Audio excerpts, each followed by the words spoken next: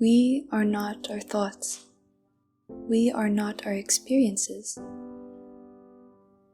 Diving a bit into psychology, as well as in spiritual science, I've come to strongly believe in these. We tend to let our mind control us, as well as our experiences. But what if our self, our essence, was above these? Psychology has a lot of insights on these negative thoughts we get, like, I'm not good enough, nobody loves me, I'm all alone, etc. And spiritual science explains in depth what the truth really is. If I am not these thoughts, then who am I? I've been reading this book lately, Finding the Gap, Some Truths About the Lies We Tell Ourselves. By the way, I'm not paid for this. The book really helped me, and I thought it might serve you too. In this book, Sukhavah, the author, explains in depth the psychology behind negative thoughts or beliefs and their resulting impact on our behaviors. She's also studied the science of the soul and self, and thus mixes spirituality and psychology to bring the readers to a deeper understanding of who they are and who they are not.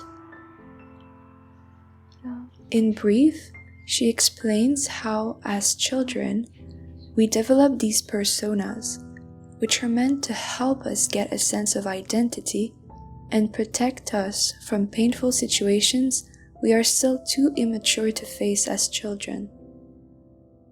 As humans, most of us, if not all, come to ask ourselves, who am I?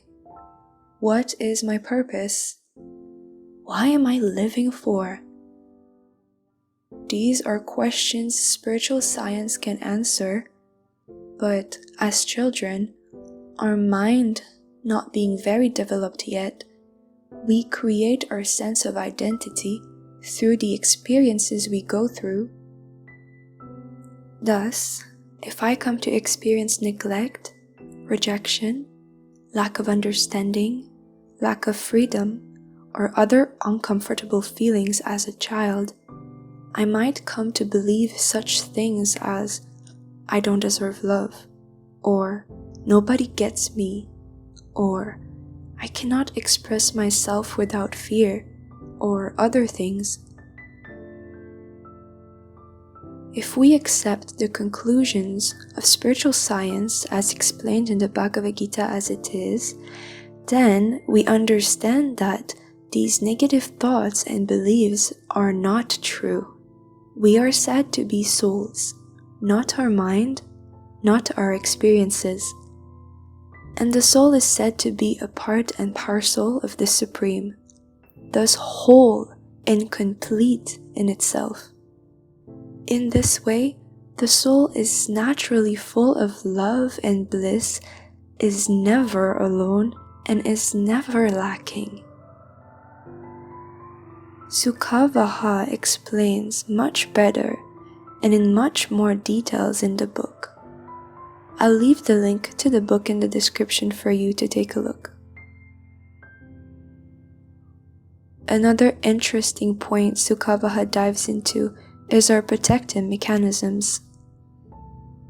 The soul is naturally blissful, but in our human experiences, we come across a lot of sufferings which are uncomfortable and unnatural for a soul self.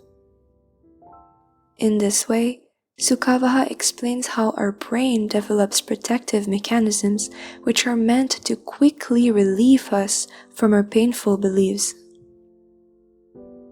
Thus, in situations or relationships in which we experience abuse, neglect, rejection, or else, we might develop a tendency to either fight, flight, or freeze. Someone who resorts to fight mode will vividly express their anger and opinions. Someone who resorts to flight mode will try to escape or avoid the situation. and someone who resorts to freeze mode will try to numb themselves from the situation. These are all used as ways to quickly escape the pain we experience. But as we go through life and relationships, we realize that these modes tend to inflict even more pain to ourselves and to others in the long run. In the book, Sukhabahal leads us into getting to know ourselves more deeply. We learn to differentiate between our false beliefs and protective mechanisms developed from childhood and our real soul self. We learn to develop awareness of the functionings of our mind and our brain so that we get to become conscious of the patterns we have developed. Gaining awareness and consciousness, we get access to the tools we need to free ourselves from our patterns. As we gather more knowledge of our true self, as well as of our human mechanisms, we as souls can tap into the innate peace and happiness we are meant for, and we can consequently also bring harmony, love, compassion, and understanding into our relationships. I highly encourage you to take a step forward in your self-discovery journey. It will certainly change your life for the better.